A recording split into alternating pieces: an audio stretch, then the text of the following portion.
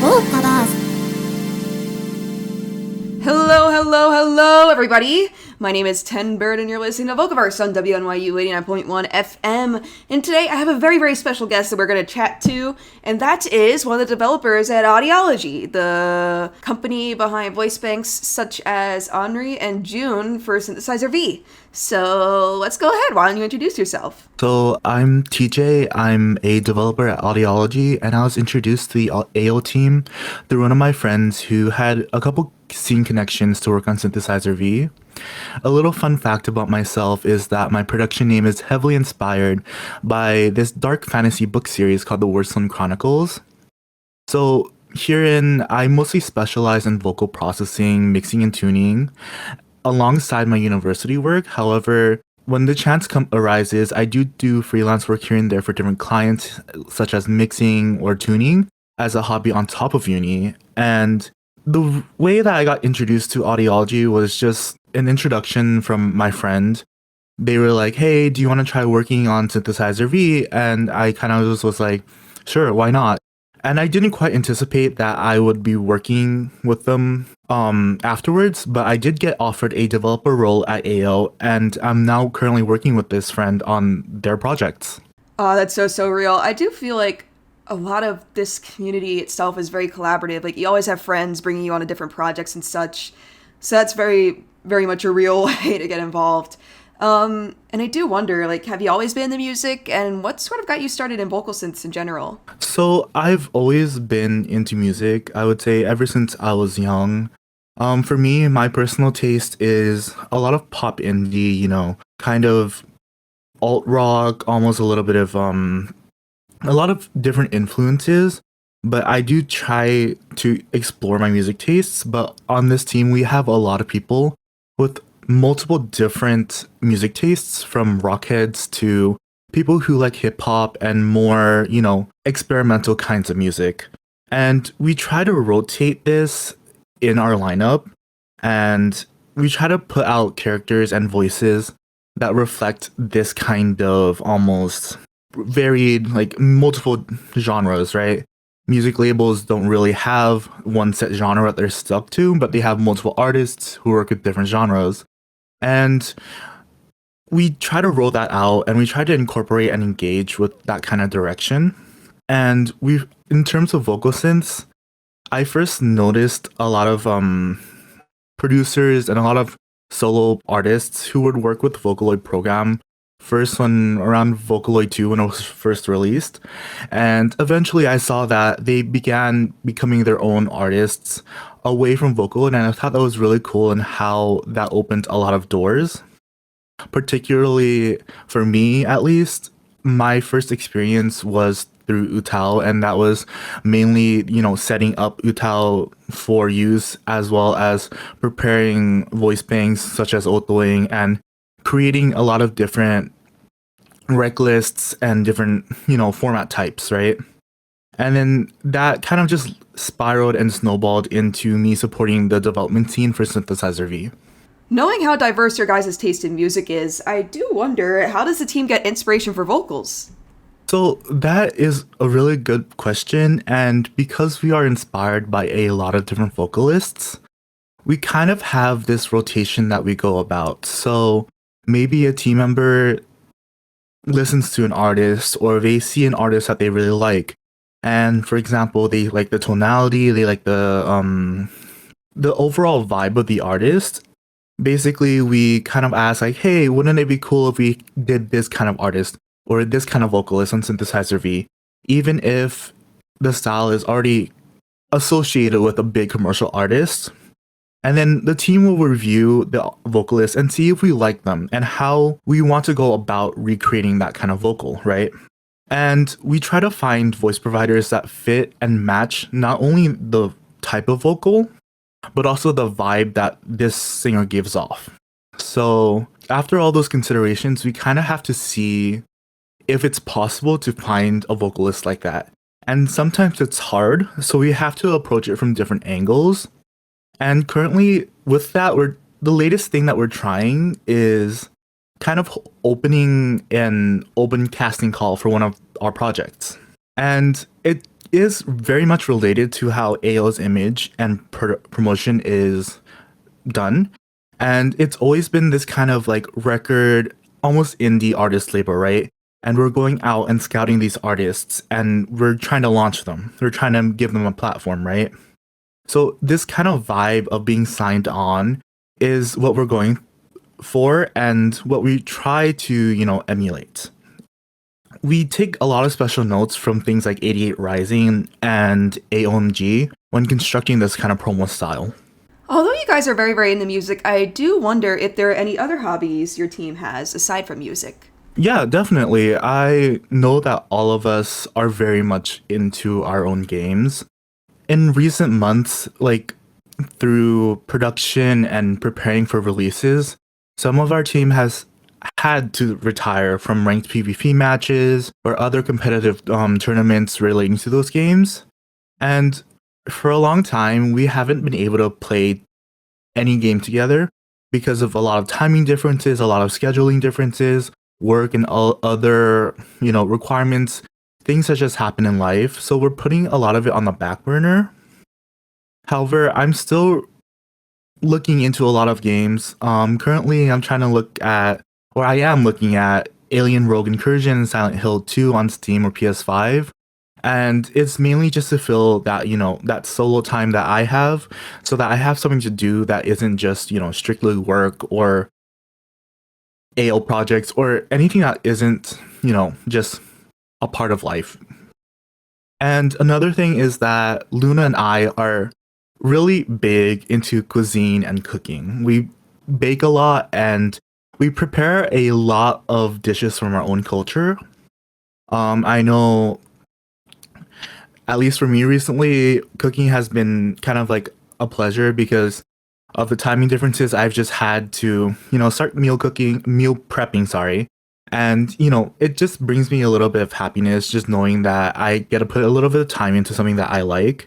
And I know that Maggie has traveled to Hong Kong and has been traveling the last couple of weeks. And they've shared a lot of fun photos with us that we really do enjoy. However, outside of gaming and cooking and, just the little things, one really big common interest that we have is Chikawa. It's very much something that we all have just grown accustomed to. And it's something that we really just do enjoy on this like inner child kind of basis, especially when Labubu started to hit. It was kind of, we all just really like Chikawa, and that's we kind of just agreed that Labubus were not for us, but so we just kept collecting Chikawa. But when one of us tends to go on the deep end and we see like blind boxes or a gachapon and it has Chikawa, we tend to buy at least the entire set, so then we distribute amongst ourselves like our favorite characters, because I do know that the team like has a lot of different preferences in terms of the characters in Chikawa. My personal favorite is Usagi, but I know Maggie tends to like Momonga, and Luna tends to be towards Hachiware or just Chikawa in general. Okay, well, shout out to all the Momonga fans in the chat because I love that little thing. But switching gears a little bit to Wave 2 of your vocalists, I do wonder, what is the main theme for Wave 2 of your lineup? So the main theme of our lineup is mainly going to be in terms of our aesthetic and our vocal direction. So the current AO cast is all original characters, and for Wave 2, this will begin to change a little bit. So we're looking at some pre-established characters with some already pre-established fan bases, and we're trying to adapt them for Synthesizer V.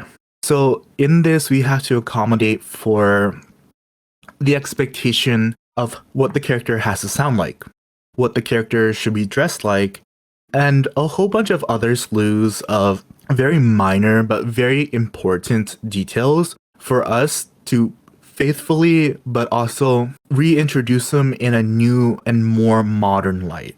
So this is just very much part of how we're trying to handle it. We're trying to make sure that there's enough balance where there's this familiarity, but enough of this nuance where it feels new and fresh.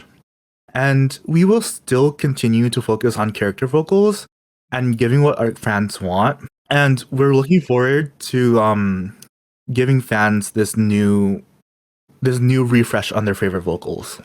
Okay, well, that's very, very excited. I'm really excited to see what new characters you're bringing into the audiology team. But I am also wondering if you can share any information about new material that you have in the works. So new materials is going to be, we want to make sure that there's still this element of surprise, but I'm going to try to make sure that we're saying enough so that it keeps interest. One of our biggest things is that we're going to announce 2 new vocals, and we're dropping them as a dual package as well as solo acts. And it's the first time that we're doing this, so it requires double the time and effort. And we're hoping that our producers and our fans are gonna be patient with us and allow us this time to make sure that we're releasing quality products. Since our timeline is now twice as long, right? Because we're developing 2 banks. And one of these projects is currently at 70% done, and the other one is only at 40% done. But alongside that, we also have to make sure that we're completing the demos and completing the other work that we need to launch these projects. And this started mid-2024. So we've been working on these for a little bit of a while now. And then after that, we are going to have at least 2 more projects that we'll be working on through 2026. And one of them is going to be the vocal database that we're still open casting. And in terms of collaborations, we have some commercial collaborations with other companies, as we took on commercial development for other projects that are not related to us or released through us. But unfortunately, those details I cannot share, but you should be able to hear them drop through their respective platforms soon. Oh my goodness! Well, this is very, very exciting. I'm really, really excited to see what you guys have going on in the works, especially with this duo pair. Oh my goodness. Anyway, switching gears again a little bit. Audiology has teamed up with so many artists for both your music and your visuals in the past. I wonder what leads to these collaborations and what are your sort of reactions to them as a team? So the music is very different from how we approach our art process. And I'll cover them both separately because of how different they are. Particularly for music, we like to collaborate with producers who already work with our voice banks. So we already have this kind of direct line to hear how their music sounds with our project. And the interesting thing is that a lot of these producers come from recommendations from producers we worked with in the past, right? So usually this producer that we've already worked with will introduce us to this other producer and be like, hey, I think it would be really cool if you were able to work with this person or hire them, because I believe as a previous producer that their music would work really well on this bank that you're going to release. And of course, we went after a lot of the recommendations, and that's how a lot of our music is produced. Furthermore, we try to gauge our fans' reactions to the music. We think people have enjoyed the current releases with the latest producers who are recommended to us, and they are Serial Experiments and Epo TSK. I believe that I'm pronouncing that correctly. But yeah, a lot of our music is we get introduced, or we just have a previous establishment and we're getting introduced to these new people, and we try to incorporate them within our releases. Regarding art, Seven Mora is our entire design and art team. They will scout basically all of the artwork for commercial use through their own network as an artist. So a lot of Aiola's artists are mutuals of Seven Mora, and they have drawn commissions or collaborated with Seven Mora in the past on different works. The official artists for Wave 1 that Seven Mora hired had a long personal history with them and have worked on many other past projects with Seven Mora. Seven Mora will just contact them via DM or email and directly commission and coordinate the commission for audiology. However, Seven Mora also has or uses online commission platforms for themselves, since AO Wave 1 cast is their original characters. But we're seeing a lot of work done by new artists found on these websites, and Seven Mora will go ahead and negotiate the right to use them through DMs for AO if the art was not originally commissioned for commercial use. And alongside that, we really were surprised by how personal our fans have taken our characters. It's heartwarming, and we see a lot online that a lot of people have developed personal headcanons and ships, particularly towards Andy and how he fits into our current, AO universe, AOverse. And we're surprised that people have asked for more of him. And we decided to add him more into the lore, even though his voice bank doesn't exist yet. Yet is kind of a keyword in this scenario, so we've made some preparations to go in a directions to give the fans what they've asked for. Oh my goodness, so I really do like how responsive you guys are to fans in general, especially with Andy. That's really, really cool that you guys are making preparations and stuff. Very, very exciting as well. I've been saying that a lot today. And I do wonder, what in your opinion is the most rewarding part of working on these projects? So for me, when working on projects, it's when we have listeners who are complete strangers to vocal synths, right? They have never heard or they have never been disclosed to a vocal synth, and they listen to our stuff and they're impressed by it, and they tell us that they like it and they didn't even know that it was a vocal synth. It's really rewarding, and it gives me such a genuine sense of accomplishment. And it may be a little bit different for everybody on the team, but we read all the fan letters and we try to respond to each one. Oh, that's really, really nice. I do especially get that with people who are like strangers to vocal synths and stuff. Like, it's really cool to be the vessel that introduces those people into that community. But I do wonder, like, on the other hand, what do you think is the most challenging part of what you do? So the most challenging part is purely how small our team is, and it provides benefits and, downsides. But because of our small budget constraints, we have to indefinitely remain a small team. We're currently only 3 developers, and that's Luna, me, and Maggie, working on all the project. But all of us want to do it on a part-time kind of schedule because we do it on top of our own personal work as well as school. I think outside of that challenge, it's just trying to juggle development and wanting to do better than our previous releases, I should say. There's just a big pressure to kind of perform, and I want to do better than the last Vocalist launch, and I want to make our next project even better in terms of the visuals and execution. And it's just very much that, just trying to top what we've already released before, and that's kind of the hardest part. The other difficult part was really pretty much the environment in the US currently.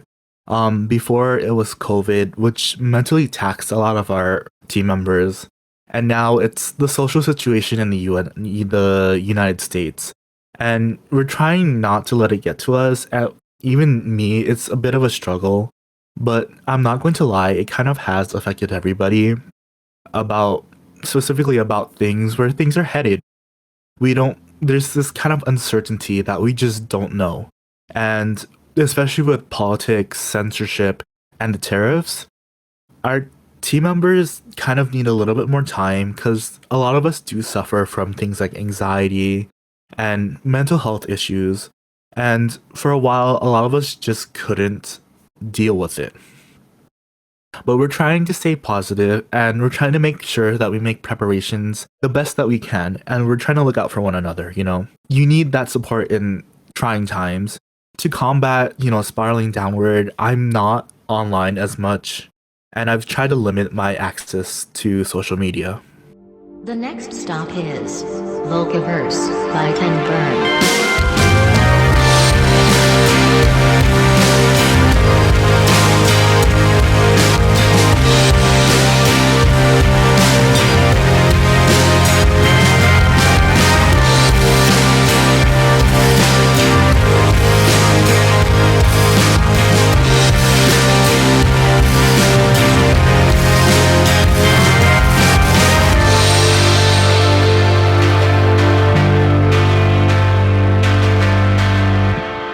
Something I've been really curious about since her release is Henri's design, because her visuals seem to have shifted a lot from her debut to her arcane iterations.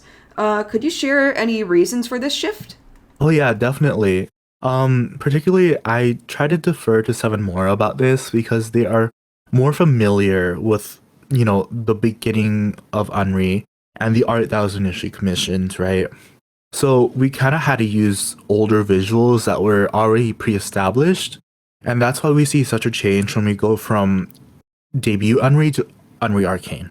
So Arcane uses a design that was created in 2021 specifically for Henri on Synthesizer V1 and was initially called an alternate design because the official artwork was not complete at the time. The official artwork was delivered in time for the arrival of Henri Arcane in 2023.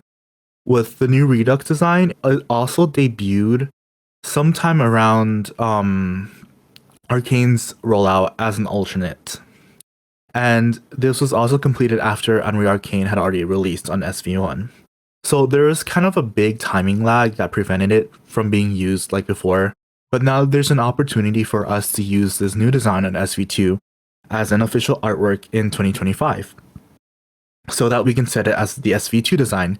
You can also see that Noah and June's SV2 launch designs followed a similar trend with the artwork. Oh, okay, that makes sense. So it's very much a timeline thing here. Thank you for enlightening my curiosity. And again, on like a more character-related question, I do wonder if there are any fan interpretations of your voice banks that you were perhaps surprised by? Yeah, there was definitely. The biggest one so far was the amount of interest in Andy as a character voice. And we began planning it due to fan interest.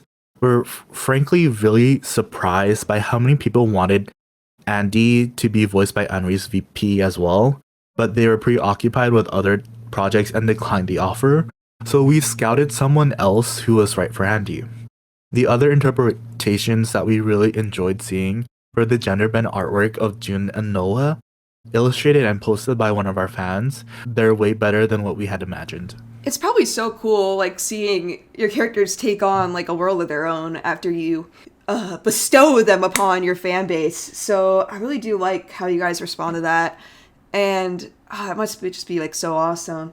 But, kind of, like, also on the character topic, but you guys have an open audition for some of your future voice banks, and I do wonder if anyone would like to audition for your voice provider open casting call, what advice would you give them?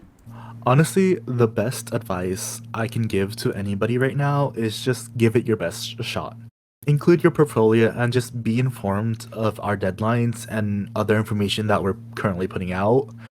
We're looking for a vocalist that has their own unique charisma, and the audition sheet is still open until the end of October, so you still have a decent amount of time. There won't be an extension to the deadline, so make sure that you file it when you're ready and you have everything that you need to be submitted. I know we said that this roll call is only for one role and is listed for one role, but even if you don't think that you're an exact fit for the role, don't get discouraged and just submit your best work anyways. There's a chance that we'll still pick it up for our next project. We'll be looking at it when the next opportunity comes up. Just like the producers that we scout, we think that the right fit is someone who is really enthusiastic about voicing a project and the prospect of being cast as a commercial vocalist. I recommend that you give the post a quote retweet and state that you're going to be applying, because we'll for sure notice it when it appears on our timeline. All right, well, I very much appreciate having you here to answer all these questions. It's really cool being able to talk to someone who works with vocal synths, and I just really, really appreciate it, and like the advice you've given. But I do wonder if there's anything else you'd like to add before wrapping up the show. What do you want our listeners to take away? So I've had a couple thoughts in my head about how I approach releases now, and I think the biggest mistake was being way too eager to share everything I made, especially when I was just looking for validation. I realized that you need to be honest with yourself and actually work on getting better. I find like one or two people, for all intents and purposes, those people need to be telling me the truth and are willing to tell me the truth. It's feedback that makes you better. Because even now, I still have this one friend who doesn't work with audio, doesn't mix or tune, but he always gives me feedback just because his ear is a lot more adept and better than mine. Just because he doesn't make music doesn't mean that he doesn't know what sounds good.